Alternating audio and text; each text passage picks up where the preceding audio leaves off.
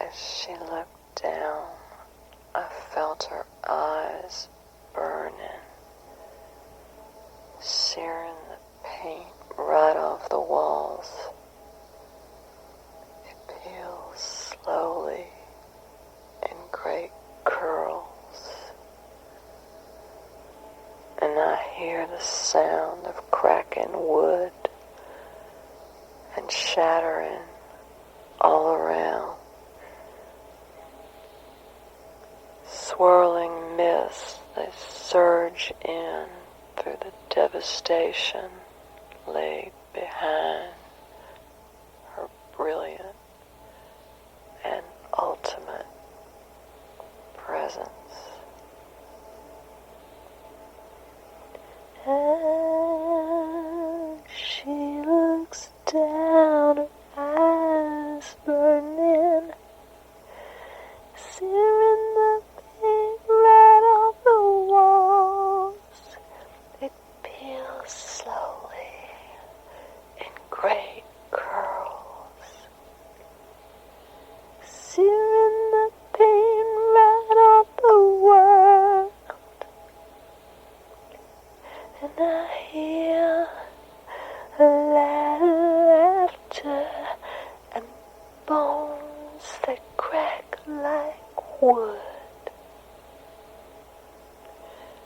Can you hear it shatter everything we understood through a mist of blood, sweat and surging lakes of flame, pulsate and saying fiery and devastation in the love left behind. When the fiery and devastation, for they are intertwined in the fiery and devastation, love left behind. In the fiery and devastation, we are intertwined in our ultimate presence, our ultimate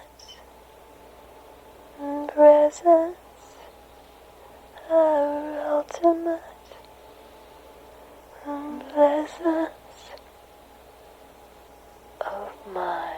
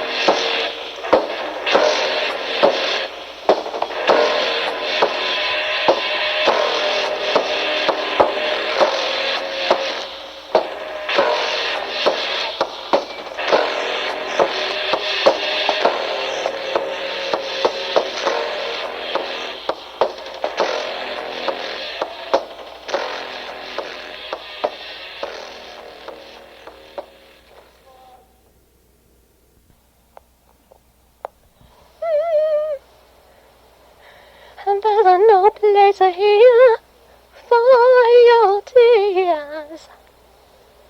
There's no room you dismissed. Shouldn't ignore heart-burning fears and frustration is mounting. Heartbeats gathering in what's so civilized, so repressed. In a second now, you explode. In a second now,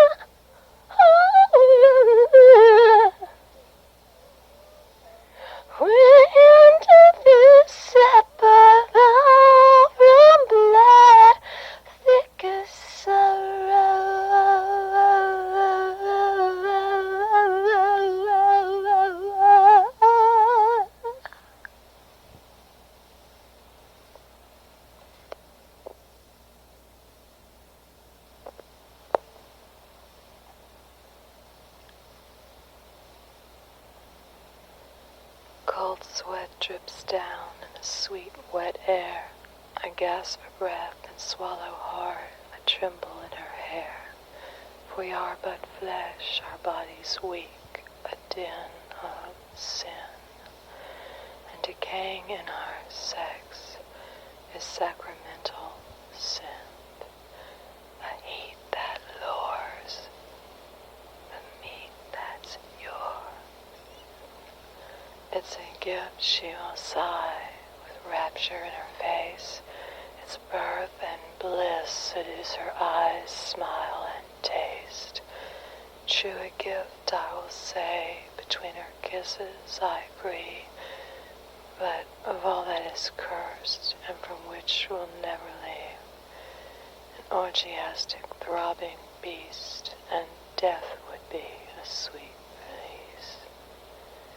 And she'll smile at me, sated in a moment content, but alive like a snake will be writhing again, to pleasure each other, then consume men.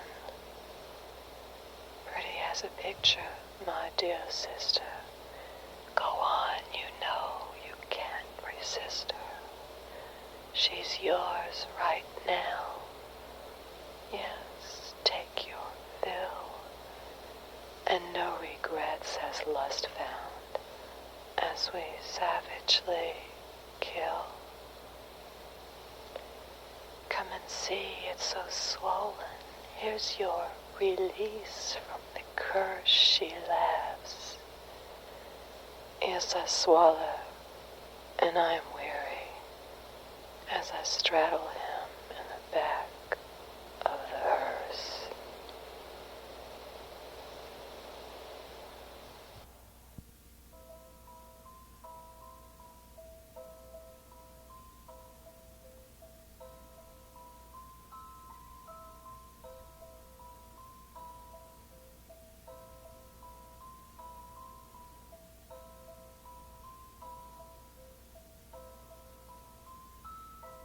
I put it away in a drawer.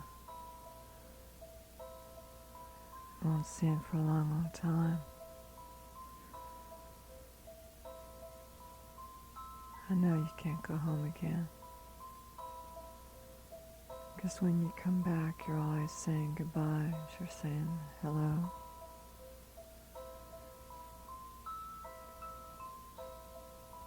When we were little, we used to lie in the summer grass and we'd look up at the clouds. Animals and monsters' faces looking down and winking. And on the darkest night out on your old back porch, we'd look up at the southern sky and you'd pick out the constellations. And I'd make a wish on a shooting star. And now I wonder where you are. Are you looking up at the stars? Are you wandering in the night? Are you looking up at the sky? Are you dreaming in your mind? Remembering all those summer times?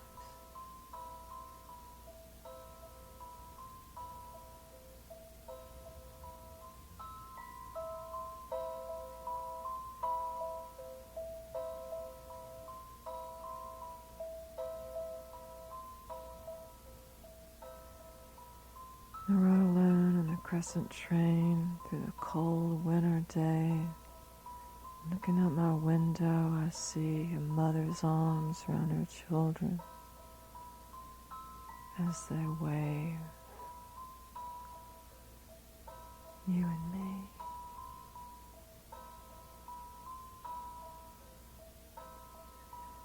I want to hold hands like we did then. I want to hold hands like we were children. Though we were never lovers, we'll always belong to each other. And now I wonder where you are. You're looking up at the stars. Are you wandering in the night? Are you looking up at the sky? Are you dreaming in your mind, remembering all those summertime, all those summertime?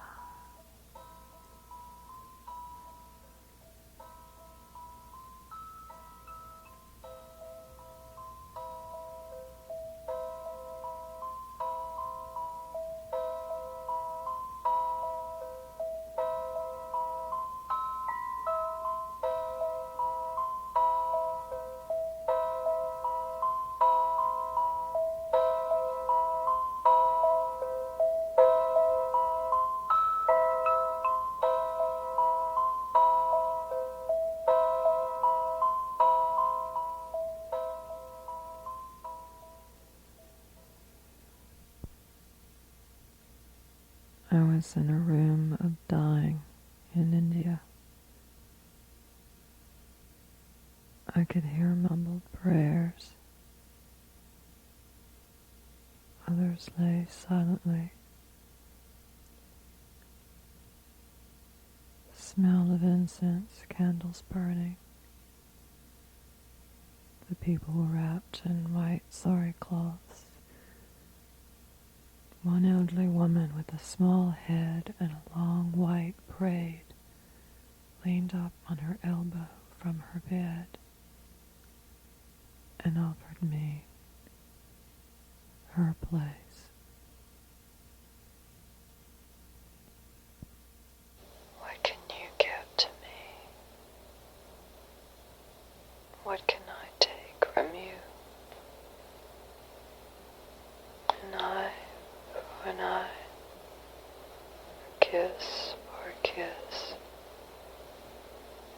My rage and your roar, your cage and my whore.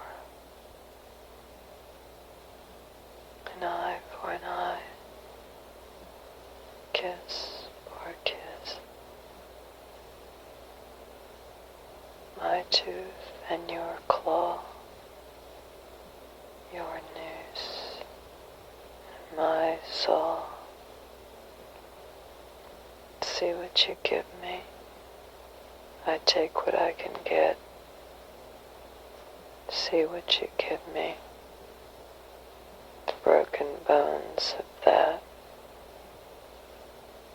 If there's reason to remember, there's reason to forget. Can you understand or understand or understand it? Cage, rage, claw, roar, raw, chew, claw, whore. String up your noose. I'll sharpen my saw. String up your noose. Embraced, you swing in grace.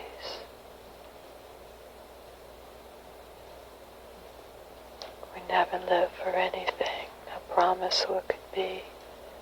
Never die for anything, and promise what to keep. Never ever anything I promised. Made in heat.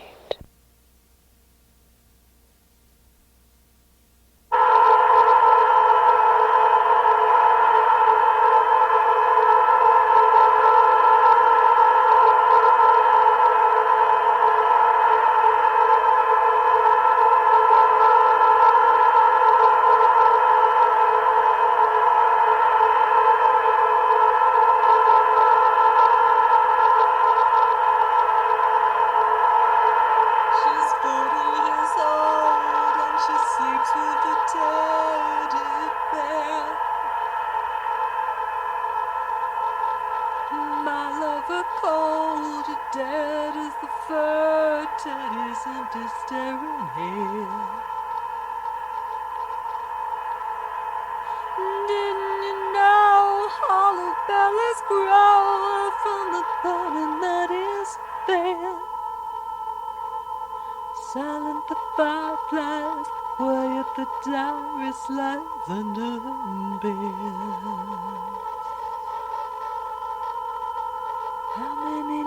so desperate? How many lives so restless? Do you know the song? He can't find himself, he's trapped in a private hell. When he was younger, his greed was a hunger it never could quell.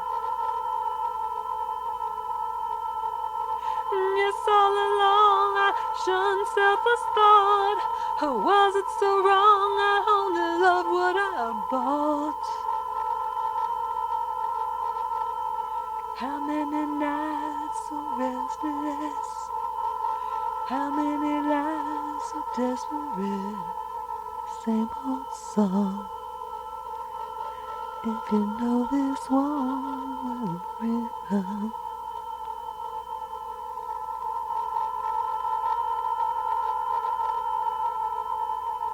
And the red against black is the fulfillment of a contract carried on the bony back of the keeper of a stony plaque engraved with names of the faceless and the maimed by our sleeper of the age, our creeper of the page, the reaper of our stolen rage, and all his foul glory puffed up with the fear and dignity, stripped of all those left in crumbled agony, decaying in the stinking heat, evaporating meat. Folded satin on your Sunday best shimmers like a glaze on this bright and holy day as you lick the lifeless gaze within this vast and splendid maze where loneliness is churning with maggots and worming and flesh-eating beetles suck a furious rot. So sing along and raise your glass, for now you know my song, it's to be our last. So sing along and raise your glass, for now you know my song. I know you know this one.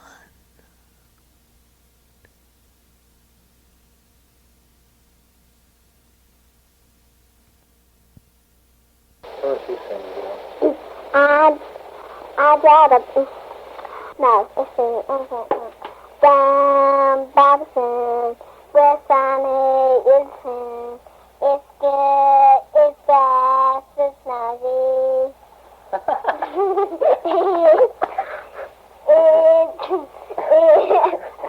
It's just sweet, with smiling face.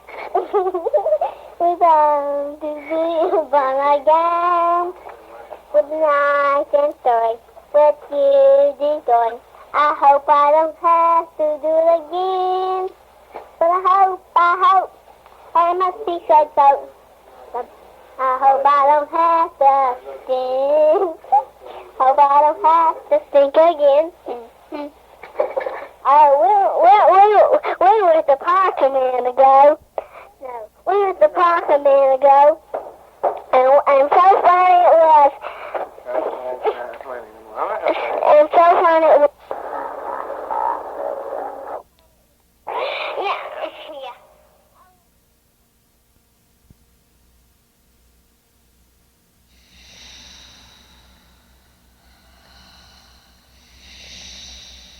I don't trust anyone.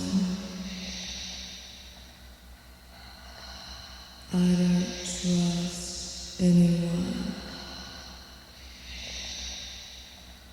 I'm trying to guard myself. I hate these creeps. Their dirty, penetrating lies. See every humiliating flaw. I don't trust anyone.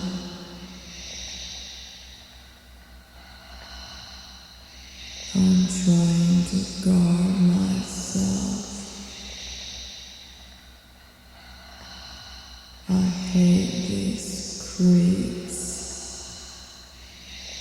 Their dirty, penetrating eyes see every humiliating flaw.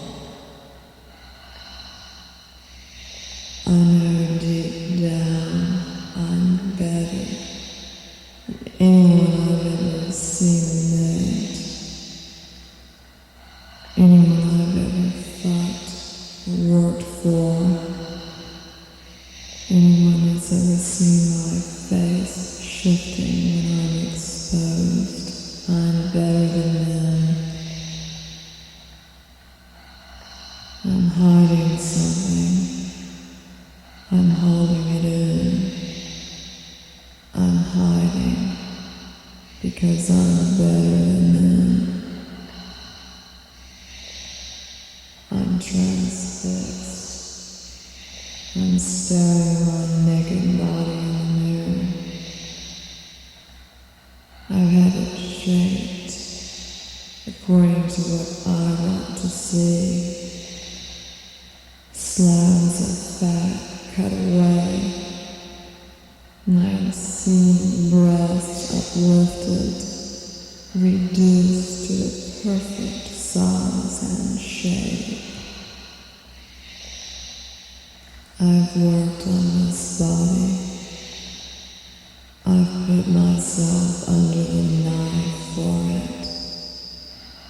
I sweat for it. It's mine. I control it. Use it for my own sensual gratification.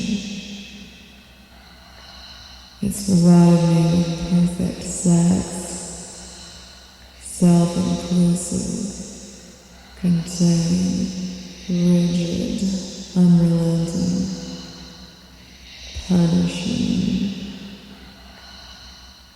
It's mine. I'm perfect for myself. The smell of my sweat, the feel of my muscles tightening, satisfies me, fucks me. I'm perfect. I fuck myself. My image in the mirror is fucking me. I turn myself on. Everything else is superfluous. I'm self-contained. I'll eliminate anything, any creep, any ugly living flesh that gets in my way. When I look in the mirror, I make time stop. I need nothing, no one. Nothing can fuck me like I fuck myself. No regrets. I've worked myself into what I want to fuck. I'm fucking myself now.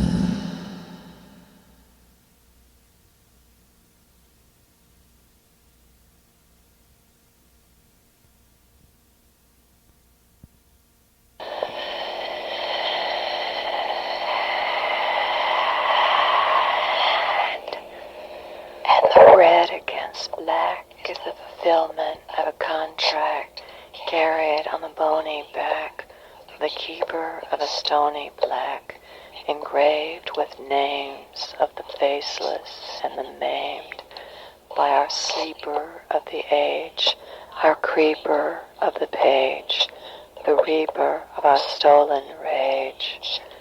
In all his foul glory, puffed up with the fear and dignity, stripped of all those left in crumbled agony, decaying in the stinking heat, evaporating meat. The folded satin on your Sunday best shimmers like a glaze on this bright and holy day, as you lick the lifeless gaze within this vast and splendid maze where loneliness is churning with maggots and worming and fleshy beetles suck a furious rot.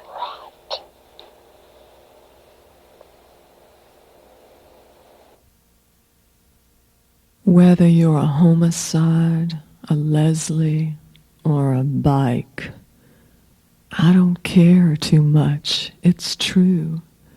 If you like my point of view, pathetically defined by what you bled, every one of you is deemed insignificantly dead. Once I let you crawl upon my spine and vomit in my veins, come into my mind and commit and maim. No more harvesting the eggs, the nurtured festering, lying in my bed again, the wet seed dribbling, physically confined by what you bled.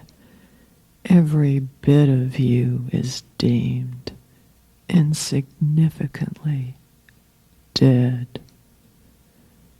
Once I let you come upon my spine and rupture in my brain, crawl into my mind and excrete florid blame. You never led me anywhere but down into rank, stale air, and gave me little things like nightmares and desperate, dirty schemes. No more harvesting the eggs, the nurtured festering, crying in my bed again, the wet seed dribbling, poetically refined by what you bled, silent. You will scream in your head. Every one of you is deemed insignificantly dead.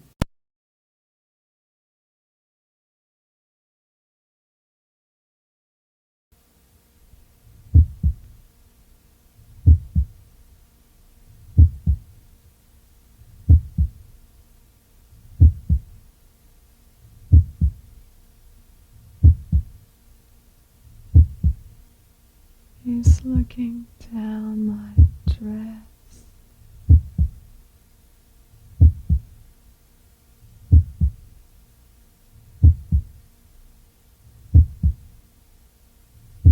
He can see my breasts.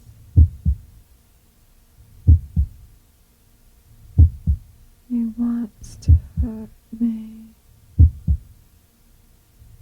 Hang me with the noose that's in his hand.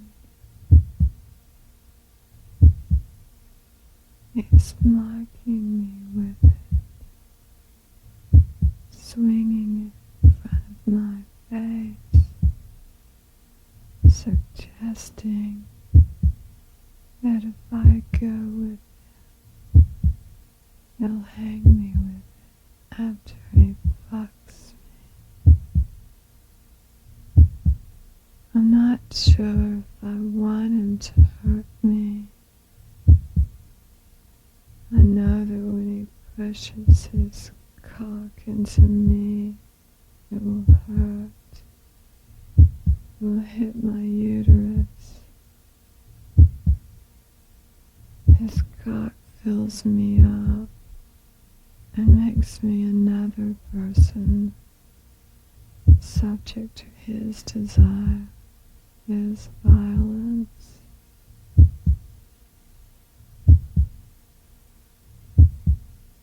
He's going to call his friends over and invite them to gang rape me, then hang me while they masturbate in harmony with my suffering. I'm prey. constantly hunted. I keep my head down, trying to obscure myself, trying to sink into the wall.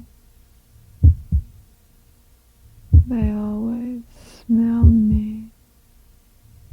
My ass is large and gives off an unavoidable scent. I can't get rid of it. Men smell me. They want to fuck me, obliterate me.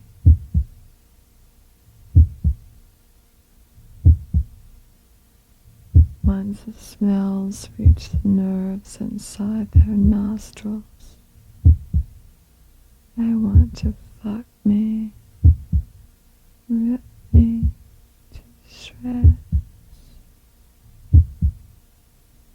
I have to steel myself, be more clever than they.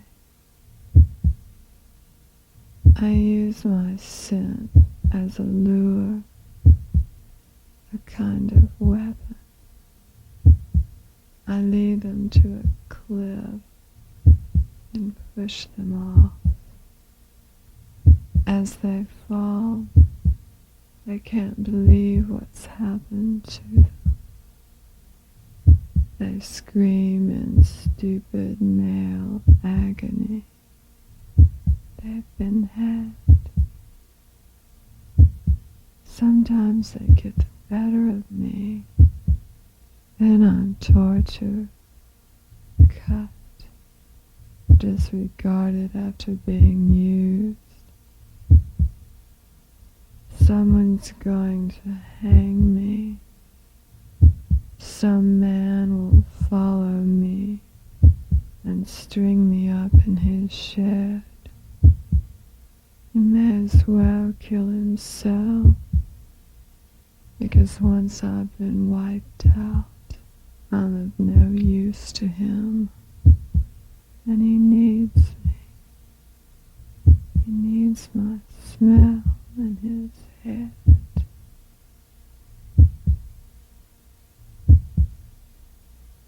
When I die, my smell will shift into decay and choke his desire. His desire is putrid, selfish, ugly. Mine's justified, because my cunt has to be filled. My cunt smells like death, because it was made to choke cocks. I deserve to be hanged, my body eviscerated, my feet and hands cut off, because I'm a woman. My body should be left hanging in a dark room until it gets right, until the smell is physical and solid. When he comes in and puts his hands on me, cuts me down and lays me out on the floor, my corpse mouth will moan for him to fuck me. My smell will press him into my corpse while he fucks me. The words I lick into his ear will kill him slowly while he fucks my body.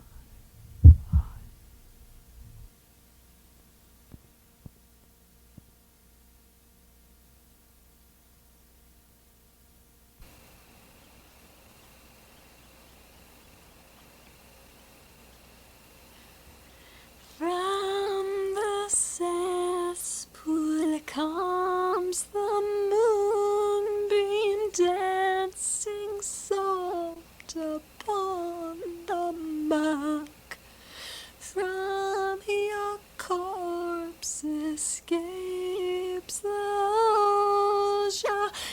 inciting me to claw and back inside my seeping heart. A soft worm coils and chokes on my shriveled soul. I call your name from in the ripe loam and stroke my snake with thickened oils. Your body is the sponge I soak with acrid spunk and acid spit. You cut my throat, I gagged and choked. You lick my ass and eat my shit. Oh,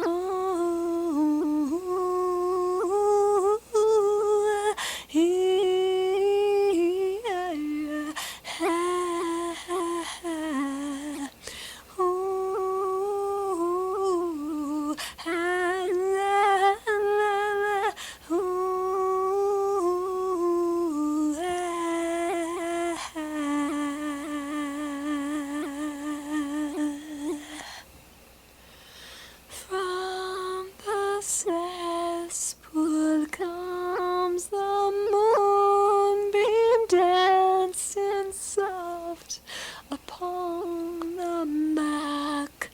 From your corpse escapes the ocean, inciting me to claw and bark.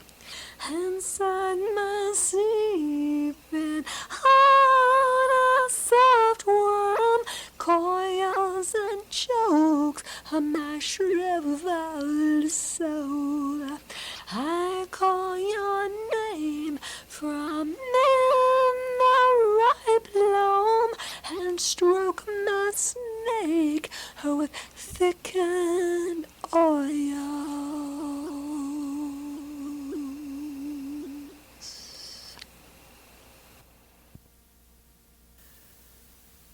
It was a quiet summer night, so I started on a walk up the street and through my neighborhood. When I turned at the top of the first hill, a lone cyclist quietly sailed by me, going in the direction I had planned to walk. Irritated and fearing intrusion to my desired solitude, I went ahead with determination, rejecting a brief urge of flight to take the opposite direction. My fears were realized, however, when the cyclist passed me again and again at every intersection and curve. I began to feel stalked. Every nerve ending became charged to stand my ground or run. Then at the top of another hill and round another curve, the cyclist seemed to have vanished, and all was peaceful again. I began to calm down cautiously, and even to laugh at myself for letting my imagination run away with me. But then I heard the swishing sound of the air being pumped and stirred, and tires on the asphalt coming closer and closer at a too rapid rate. My spine tingled, my heart raced, my breath was shallow. I walked stiffly and quickly, too afraid to turn round and look. But too late, for there it was approaching, then overtaking. The steel spokes in the glare of the streetlight, and then unavoidably in my peripheral vision, and again as my eyes shifted in autonomy because I didn't want to look. A cold, hard skull revealed itself to me from under its stocking cap. lingering only scarcely a second before hunkering back down in racing posture, becoming smaller and smaller in the distance ahead of me, then swallowed by the night.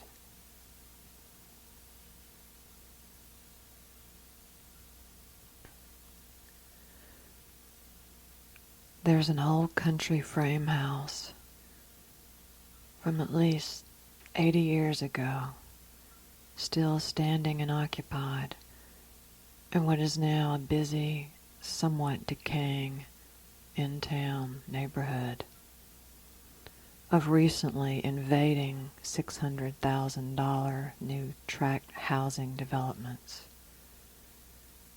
This is the neighborhood I lived in when I went to high school, in the days when the area was frontier suburbs surrounded by forests.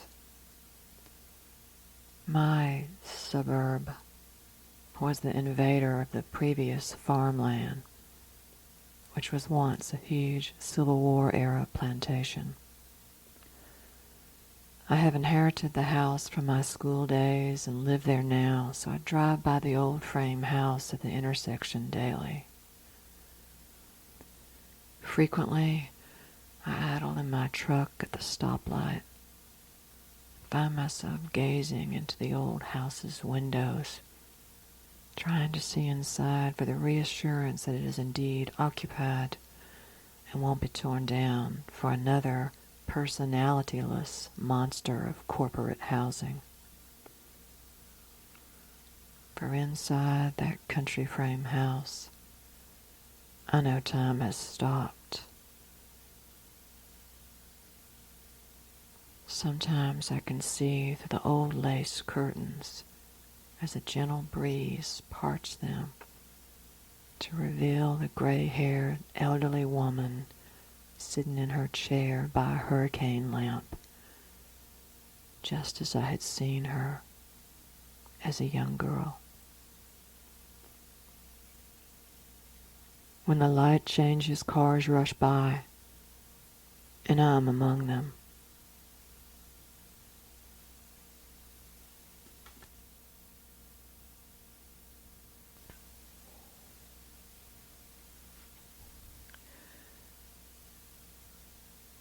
This isn't written down. This is an accounting of a memory. The best that I can do now.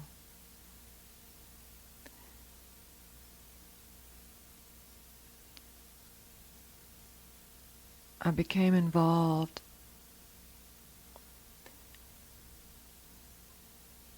rather briefly with a person who was an experimental sound artist, for lack of a better title.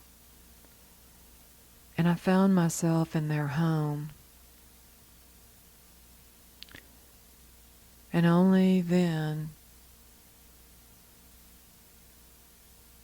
being in the midst of the atmosphere of that place, did the various layers of disturbance and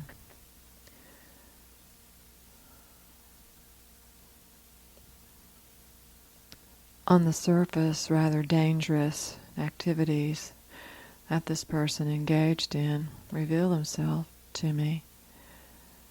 And on this particular occasion, I went to use the bathroom, and there was a kind of a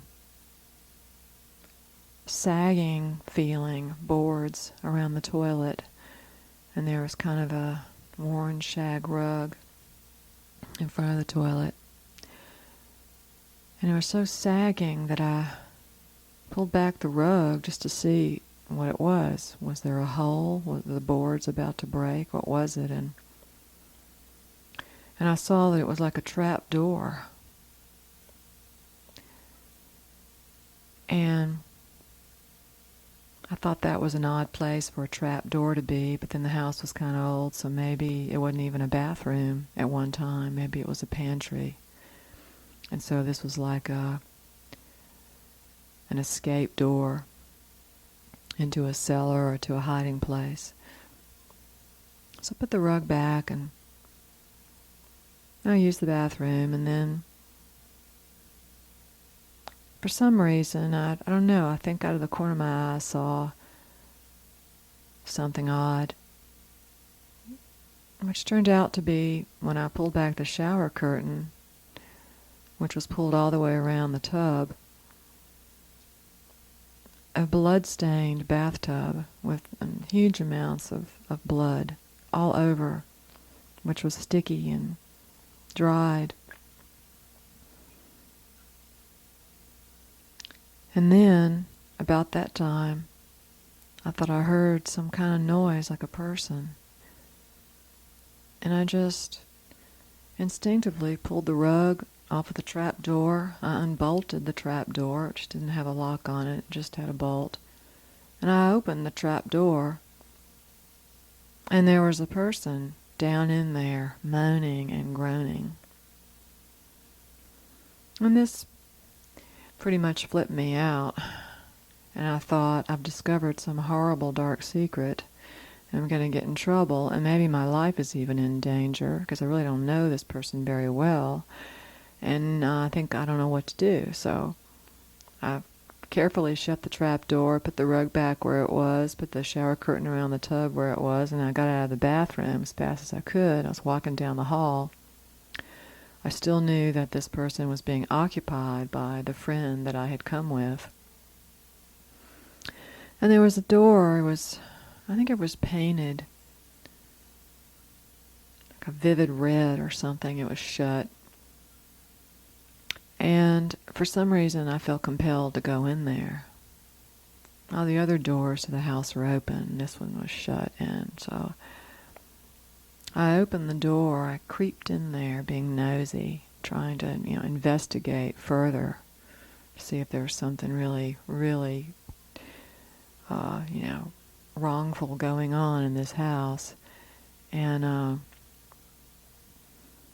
I opened into a room that was a room where obviously witchcraft was practiced, and there were various tables, like, altar tables, sacrificial tables, and there was one table that had a circle of various objects. I think some of them were herbs or talismans. And there was a photograph, like a Polaroid, turned upside down in the circle. And I put my hand into the circle and I turned the picture over.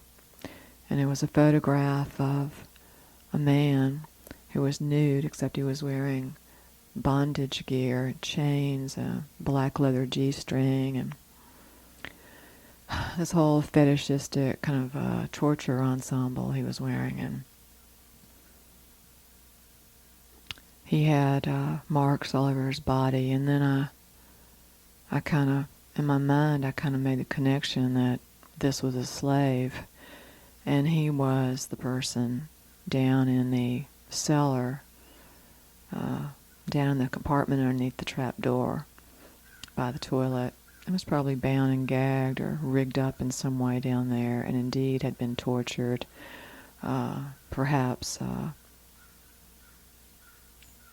whipped, etc., maybe even in the tub, and that's where all the blood was from, possibly.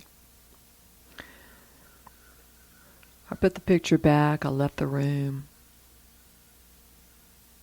and I came back into the front of the house, and this person who lived there, this experimental artist that lived in this house, was still being occupied by my friend, but they were beginning to kind of wonder where I was, and I could see that I'd come back in the nick of time, because he was going to come walking through the house trying to find me and see what I was doing. And I didn't let on what I discovered.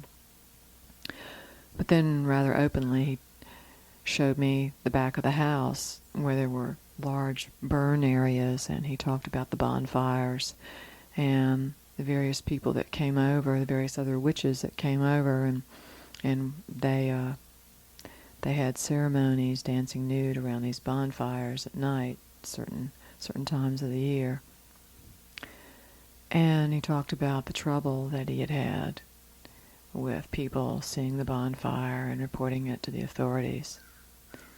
And while he's talking, I hear this clanging metal. It's in the distance. It sounds massive. And then he explained to me, oh yeah, well that's just the gates slamming shut over there at the prison, which is right down the road. I hear those gates slam all night long.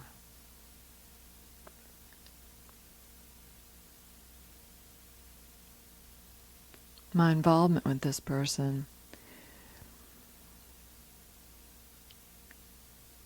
continued on for a little while, and various surprising events seemed to occur as a result of my involvement. I'd had a black orchid delivered to me one time. Another time I came home to my high-rise apartment building in Midtown, and my neighbor across the hall said that there is a black-clad, rather frightening-looking man waiting right in front of my door, waiting for me to come back.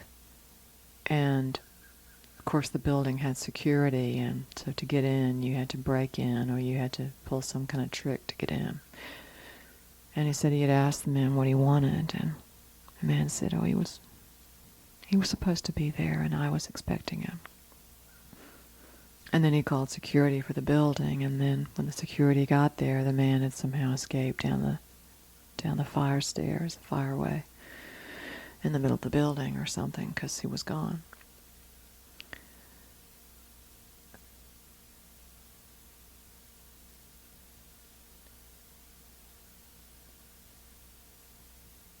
These events, I thought, were connected entirely to this artist that I'd met.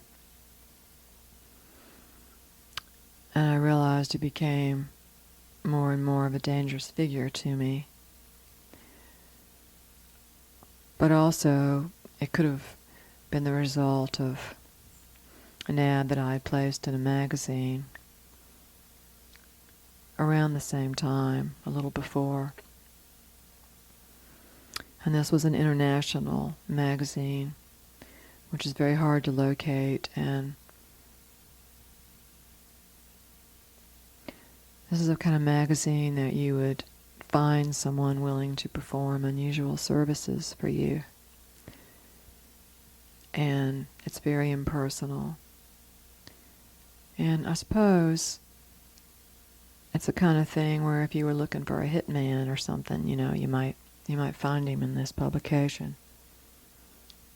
I won't talk about the kind of person I was looking for, but I realized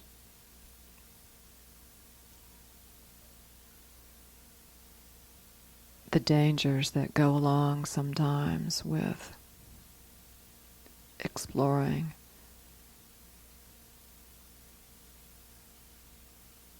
the unknown.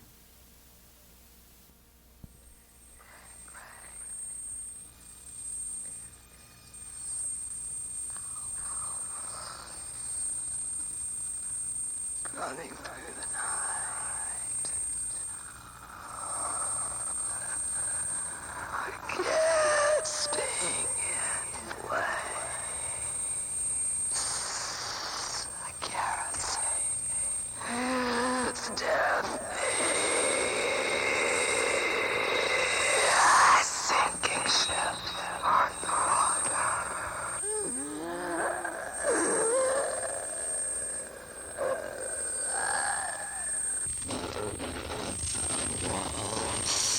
Bleeding over chairs. The walls are bleeding, and I'm breathing.